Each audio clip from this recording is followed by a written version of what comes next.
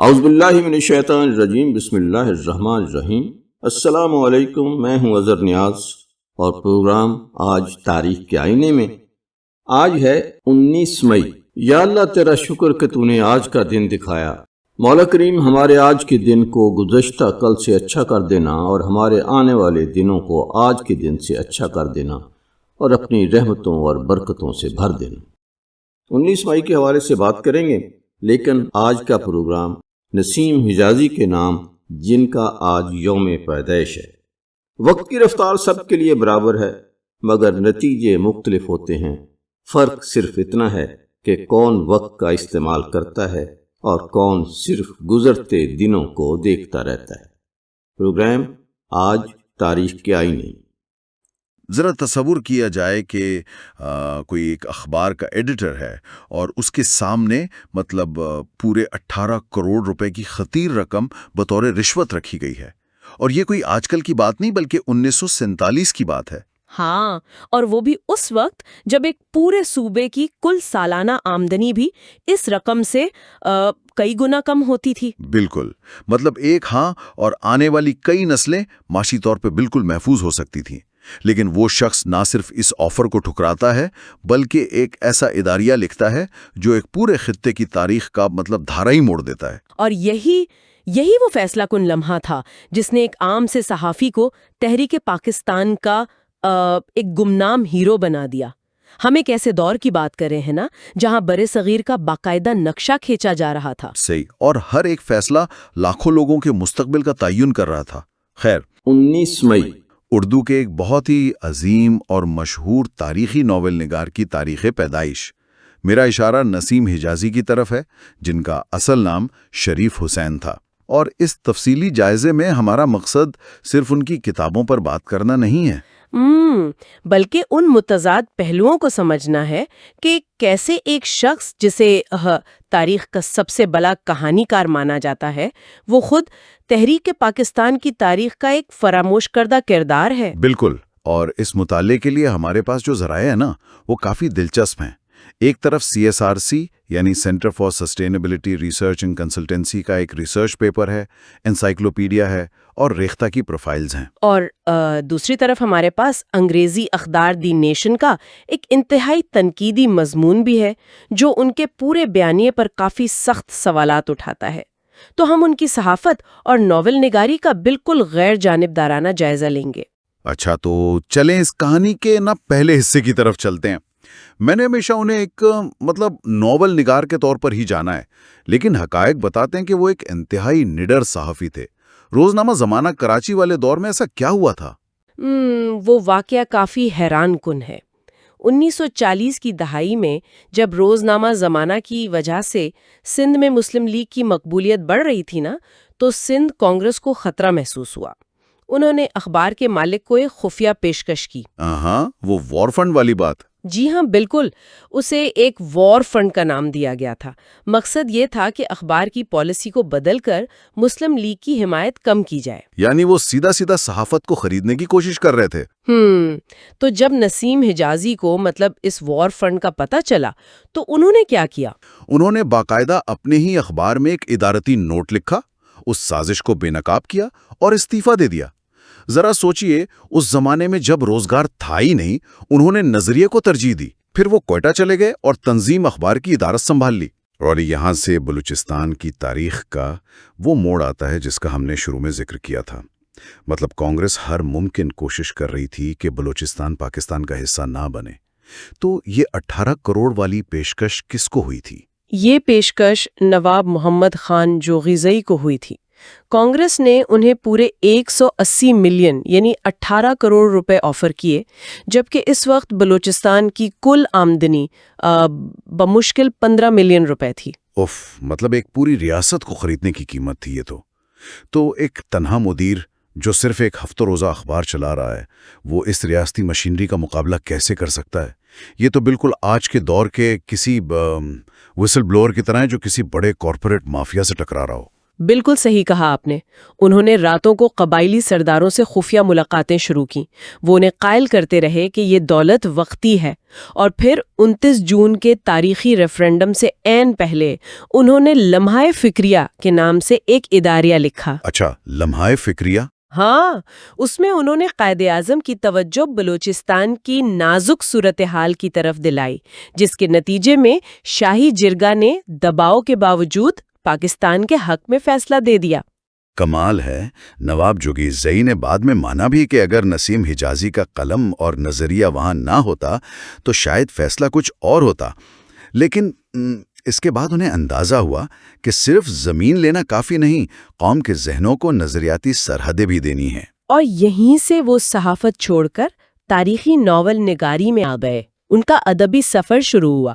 ہاں، اور سب سے پہلی چیز ان کا نام ہے شریف حسین سے نسیم حجازی. مطلب نسیم یعنی ہوا اور حجازی کا تعلق مکہ مدینہ سے ہے. یہ تو ایک جذباتی وابستگی تھی، لیکن وہ ہمیشہ تاریخ کے مشکل ادوار پر ہی کیوں لکھتے تھے؟ مطلب صرف جنگیں اور زوال؟ دیکھیں، اس کے پیچھے ایک کافی گہری نفسیات تھی.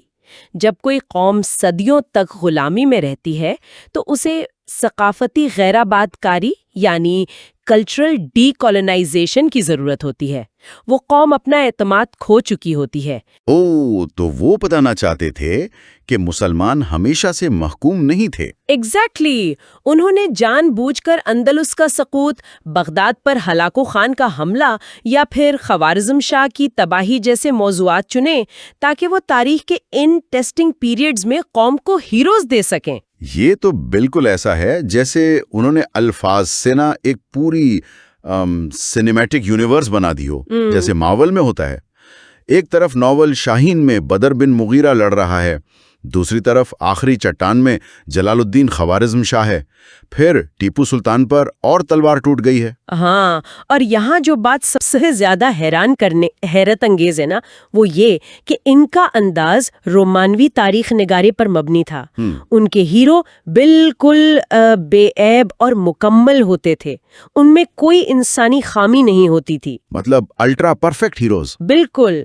وہ ایک بکھری ہوئی قوم کی نفسیاتی تھراپی کر رہے تھے. جیسے ان کا ناول خاک اور خون ہے نا، اس میں تقسیم ہند کے دکھ کے ساتھ ان کی اپنی گرداسپور سے ہجرت کا درد بھی شامل ہے. لیکن دیکھیں، جب آپ تاریخ کو ایک رومانوی اینک سے دکھاتے ہیں اور ہیروز کو بالکل فرشتہ بنا دیتے ہیں تو حقائق پر تو سوال اٹھیں گے نا. اور یہیں دی نیشن کا وہ تنقیدی مضمون آتا ہے جس میں کہا گیا کہ انہوں نے تاریخ کو مسخ کیا. جی بالکل. دی نیشن کا مضمون خاص طور پر دوہرے معیار کی بات کرتا ہے. مثلا نسیم حجازی نے محمود غزنوی کے حملوں کو ایک عظیم مجاہد کی مہم کے طور پر پیش کیا، لیکن جب وہی سامراجی تسلط انگریزوں نے میسور میں قائم کیا تو اسے غاصبانہ قرار دیا. تو اس کو وہ کلچرل نارسزم یعنی ثقافتی نرگسیت کہتے ہیں. ہاں، مطلب یہ مان لینا کہ ہماری تاریخ میں جو ہوا وہ مقدس تھا اور باقی دنیا جو کر رہی ہے وہ سراسر ظلم ہے. لیکن ایک منٹ، یہاں واقعی بات بہت دلچسپ ہو جاتی ہے. کیا 20ویں صدی کے وسط میں مطلب قومیت سازی کے لیے لکھے گئے ادب کو آج کی موضوع تاریخ کے پیمانے پر پرکھنا انصاف ہے؟ میں تو یہ سوچ رہا تھا کہ ہالی ووڈ کی فلمیں بھی تو یہی کرتی ہیں نا، خود کو ہیرو اور دوسروں کو ولن بناتی ہیں.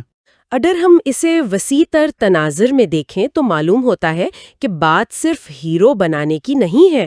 کرٹیکل ڈسکورس انالیسس کے مطابق مسئلہ تب بنتا ہے جب آپ اس فکشن کو ہی اصل تاریخ بنا کر پیش کرنے لگیں اور قوم کی تنقیدی سوچ ختم ہو جائے. اچھا، مطلب لوگ گرے ایریاز کو دیکھنا چھوڑ دیتے ہیں اور صرف بلیک اینڈ وائٹ میں سوچتے ہیں. یہ تو کافی سنجیدہ بات ہے.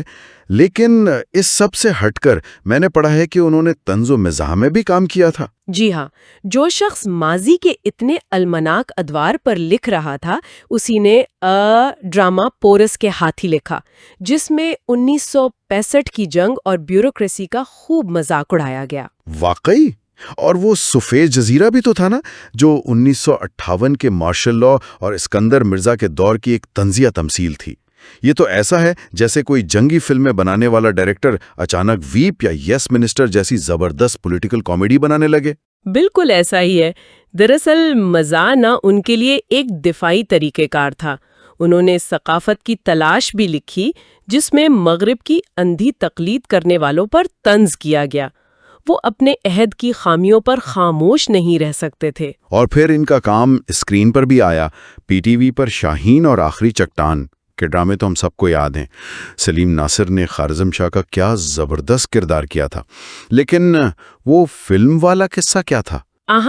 1979 میں نیوڈک نے ان کے ناول خاک اور خون پر ایک بہت بڑے بجٹ کی فلم بنائی تھی۔ وہ بالکل خالص نظریاتی اور سنجیدہ فلم تھی۔ اور باکس آفس پر اس کا مقابلہ کس فلم سے ہوا بھلا؟ مشہور زمانہ مولا جٹ سے۔ مطلب ایک طرف ہجرت کا درد اور نظریاتی بنیادیں ہیں اور دوسری طرف گنڈاسا کلچر اور اونچے ڈائیلاگ، اور ظاہری بات ہے خاک اور خون کو کافی مشکلات کا سامنا کرنا پڑا۔ یہ ثقافتی تصادم بذات خود ایک بہت بڑا سماجی تبصرہ ہے کہ عوام کی پسند کس طرف جا رہی تھی۔ خیر، ان کی خدمات پر انہیں 1992 میں صدارتی تمغہ برائے حسن کارکردگی بھی ملا۔ بلوچستان کے الحاق کے لیے قلمی جنگ لڑی اور پھر اسی قلم سے ایسی رومانوی تاریخ لکھی جس نے نسلوں کو متاثر کیا۔ اور ساتھ ہی ہم نے اس تنقید کو بھی دیکھا کہ کیسے یہ رومانوی ادب طویل مدت میں تاریخی حقائق کو دھندلا بھی کر سکتا ہے۔ بالکل، اور سننے والوں کے لیے یہ جاننا اس لیے ضروری ہے کیونکہ کسی بھی قوم کا تاریخی شعور صرف حقائق سے نہیں، کہانیوں سے بھی بنتا ہے۔ لیکن اس سب کے اختتام پر میں ایک نئے سوال کے ساتھ بات ختم کروں گا۔ جی فرمائیں۔ اگر کسی قوم کی تاریخی شناخت معروضی حقائق کے بجائے زیادہ تر افسانوی اور قطعی طور پر بے عیب ہیروز کے تصور پر کھڑی کی جائے تو کیا ہوتا ہے جب آنے والی نسلوں کا سامنا ایسی پیچیدہ اور تلخ حقیقتوں سے ہوتا ہے جنہیں کوئی ایک بے عیب ہیرو تنہا اپنی تلوار سے حل نہیں کر سکتا؟ کیا یہ رومانوی تاریخ ہمیں مضبوط بناتی ہے یا ہمیں حقیقت پسندانہ مسائل کا حل تلاش کرنے سے ہمیشہ کے لیے روک دیتی ہے؟ سوچئے گا۔ تو یہ تھا جی آج تاریخ کے آئینے میں۔